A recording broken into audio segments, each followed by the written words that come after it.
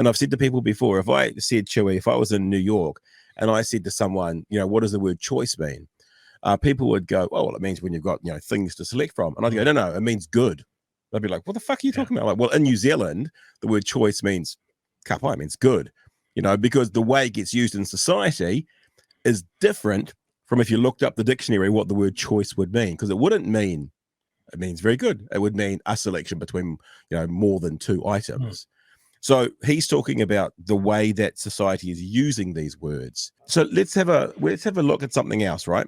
Because I wanted to talk about this, the term woman. And remember, this is coming from a heterosexual male who doesn't have any kind of gender identity issues. So this is just a perspective from me. And there'll be already people out there that say, we'll be saying you shouldn't have this conversation. You're the wrong person. Nah, fuck it. I'm allowed any opinion I want.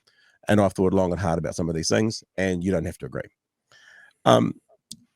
John Stewart has just set up this part talking about, in my opinion, talking about language, how the language of gender is sort of different from the biology of sex. Yeah. And when people at the moment are asking for questions about definitions around gender words, they're trying to tie it to the biology, whereas society is going down a path at the moment where they're trying to tie it to societal issues, right? And I'll give you a really good example. This is just all me talking now. This is not research or anything from anybody else. These are just my thoughts. So you take them with a grain of salt. I could be completely wrong in your opinion, and that's fine. The word gay, right, for a very long time meant happy, meant colorful, meant all these different sorts of words. There was a particular day. Now there is references in history that talk about the 20s and 30s, the word gay coming to terms or coming towards the community of people who loved each other of the same sex. But really in the mid 50s is when it became adopted as homosexual man in particular, right? But there was a day, right, whatever the date was, let's call it June the 14th, which is a fantastic day, by the way, that the whole world used the word gay, meaning happy.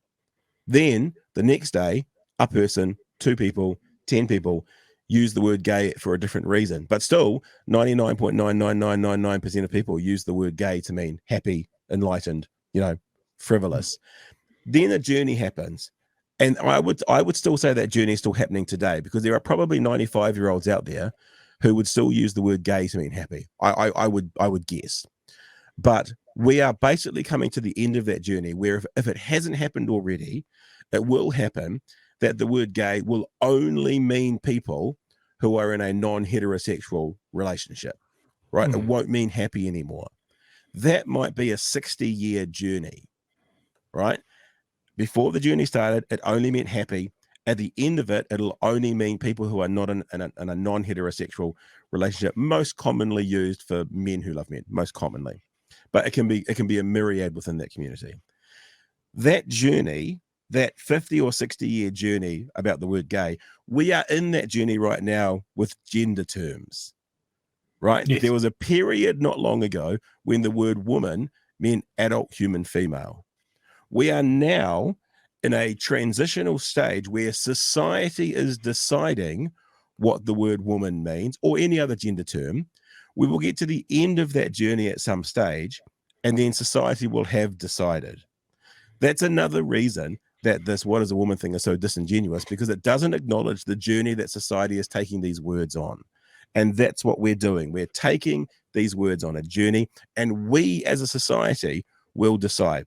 The word gay, the day before it became used as same-sex attracted couples or people to start off with, the dictionary definition would not have said same-sex attraction couples. Now it does, right? What that means is at the end of this journey, or as we go through this journey, the word woman in the dictionary may change. The definition of the word woman in the dictionary will probably change. And then all of those people going adult human female won't have a leg to stand on, because we are currently in a journey of this language.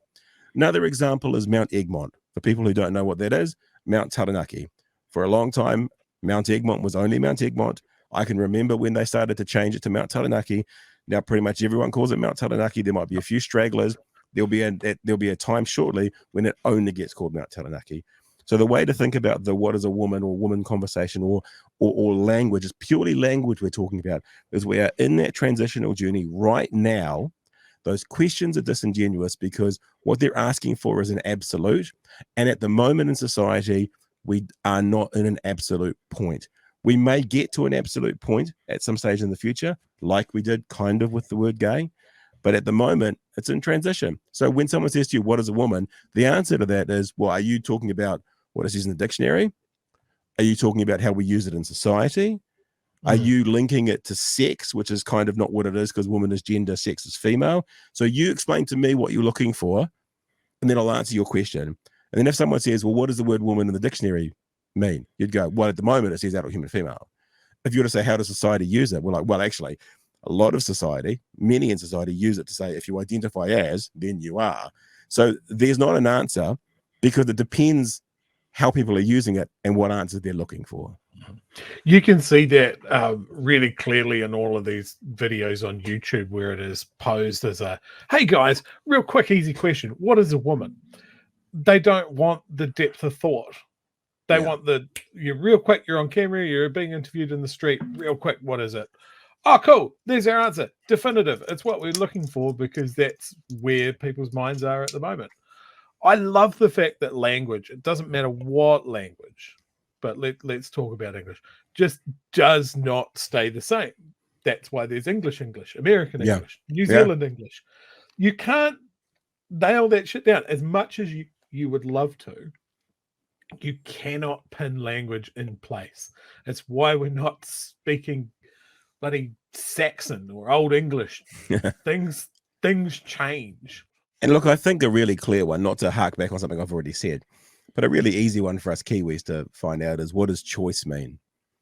Well, no, that's not what it says in the dictionary, no, but it's how we use it in society. I think that's actually a really clinical definition of gender terms.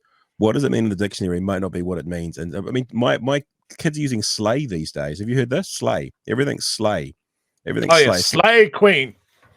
So what does the word slay mean? Well, not what it means in the dictionary. That's not how it's getting used. So there's how a word's getting used, and there's what it means in the dictionary, and there's historically what it means. So what they're basically saying, these people are asking these questions, is historically, what did it mean? That's actually what they're asking. They're not actually asking, how is it used today?